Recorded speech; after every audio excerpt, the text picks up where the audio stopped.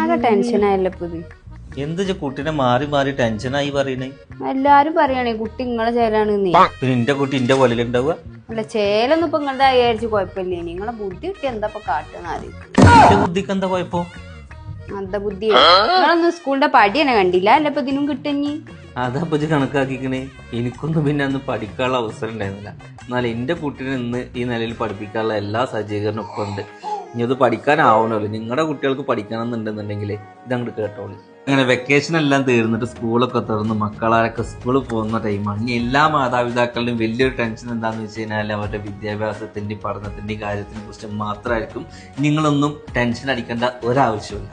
നമ്മളെ മക്കൾക്കൊക്കെ ആദ്യം വേണ്ടത് ബേസിക് ആയിട്ട് ഇംഗ്ലീഷും മലയാളമൊക്കെ എഴുതാനും വായിക്കാനും പഠിക്കാന്നുള്ളതാണ്. എന്നാൽ അതിനൊക്കെ പറ്റിയിട്ടുള്ള ഒരു ഇൻസ്റ്റിറ്റ്യൂട്ടിനെ കുറിച്ചിട്ട് ഞാൻ പരിചയപ്പെടുത്തി തരാം. ഗൈസ്, അപ്പൊ നമ്മൾ ഇൻസ്റ്റിറ്റ്യൂട്ടിന്റെ പേര് വരുന്നത് സ്കിൽസ് പെയർ എന്നാണ് കേട്ടോ. അപ്പൊ ഒരു മാസത്തെ കോഴ്സ് കൊണ്ട് നമ്മുടെ മക്കൾക്ക് ബേസിക് ആയിട്ടുള്ള ഇംഗ്ലീഷും മലയാളമൊക്കെ അതും ബെസ്റ്റ് ട്രെയിൻഡ് ടീച്ചേഴ്സിന്റെ സഹായത്തോടു കൂടി ചെറിയ ചെലവിൽ നിങ്ങൾക്ക് പഠിക്കാൻ പറ്റും. കഴിഞ്ഞ വർഷം ഏറ്റവും കൂടുതൽ കുട്ടികൾ പഠിച്ചിറങ്ങിയ ഒരു ഇൻസ്റ്റിറ്റ്യൂഷൻ ആണ് ഇട്ടത്.